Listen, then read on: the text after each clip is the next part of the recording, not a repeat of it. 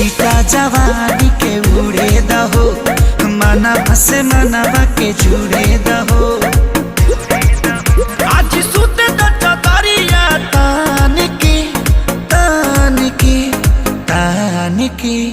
टूट जाए राजा जी, टूट जाए राजा जी पलंग सागवान के, टूट जाए राजा जी पलंग सागवान के।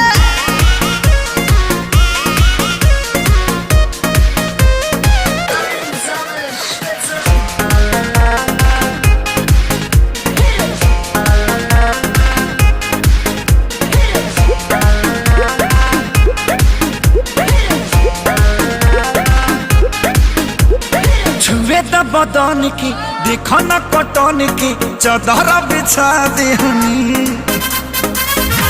पलम जी मन